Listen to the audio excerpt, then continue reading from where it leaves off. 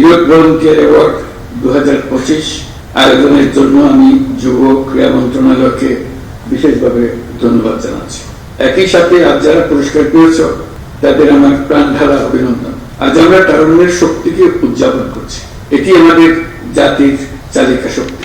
আমি দৃঢ়ভাবে বিশ্বাস করি, যখন একটি দেশের যুব সমাজ সক্রিয় থাকে, উদ্যমী এবং উদ্ভাবনী শক্তিতে বলীয়ান হয়, তখন কোনো প্রতিবন্ধকতাই তাদের অগ্রযাত্রাকে থামিয়ে রাখতে পারে না।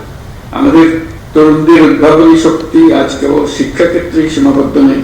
তরুণরা স্বাস্থ্যসেবা, পরিবেশ সুরক্ষা, দারিদ্র্য বিমোচন এবং সামাজিক ন্যায় বিচার প্রতিষ্ঠায় অগ্রণী ভূমিকা পালন করছে। এই তরুণরাই 24-এর গণ অভ্যুত্থানের নেতৃত্ব দিয়েছে। তরুণরাই যুগে যুগে দেশের ইতিহাস রচনা করেছে।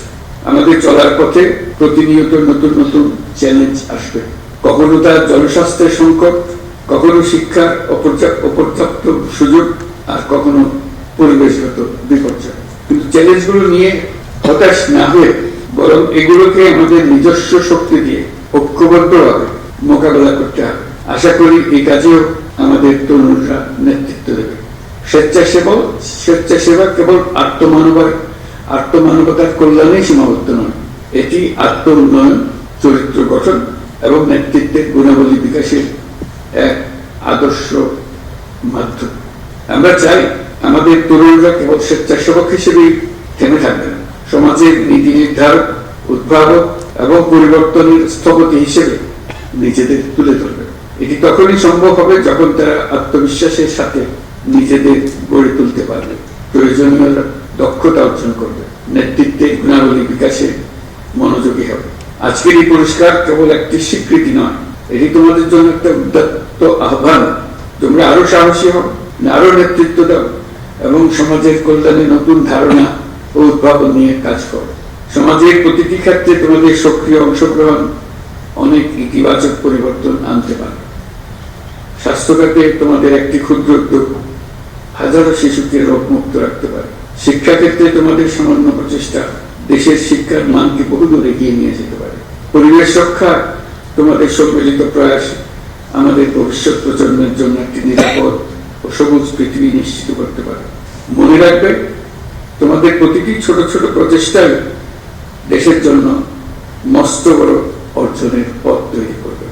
আমি জানি স্বেচ্ছাসেবা বা যে কোনো মহৎ উদ্যোগের পথ মসৃণ নয়। সময়, অর্থ এবং মানসিক চাপে বহুবিধ চ্যালেঞ্জ সৃষ্টি করে। এর মধ্যে দিয়েই আমাদের ধৈর্য, সহনশীলতা ও নেতৃত্বের মতো মহৎ গুণাবলী অর্জন করে নিতে হবে। আমি যুব সমাজের প্রত্যেক সদস্যকে আহ্বান জানাই, তোমাদের মেধা, শক্তি ও সৃজনশীলতা দিয়ে সমাজের এবং দেশের উন্নয়নে ভূমিকা রাখো। তোমাদের সাফল্য কেবল ব্যক্তিগত অর্জনে সীমাবদ্ধ না রেখে অন্যদের জন্য অনুকরণীয় দৃষ্টান্ত করো। আমি বিশ্বাস করি, তরুণরা সক্রিয় থাকলে দেশের কোনো সমস্যায় অমীমাংসিত থাকতে পারবে না। আমরা তোমাদের নতুন নীতি, যুগান্তকারী ধারণা এবং সামাজিক পরিবর্তনের অগ্রদূত হিসেবে দেখতে চাই। তোমাদের সম্মিলিত প্রয়াসেই বাংলাদেশ একটি উন্নত, মানবিক এবং উদ্ভাবনী রাষ্ট্র হিসেবে বিশ্বে মাথা উঁচু করে দাঁড়াতে পারবে। তোমাদেরকে আবারও অভিনন্দন জানাচ্ছি আমার পক্ষ থেকে এবং রাষ্ট্রের পক্ষ থেকে, দেশের সকলের পক্ষ থেকে। মহান আল্লাহ আমাদের সহায়ক। পদ্মা সেতু, মেট্রো রেল এবং এলিভেটেড এক্সপ্রেসওয়ে নির্মাণের গর্বিত অংশীদার বসুন্ধরা সিমেন্ট।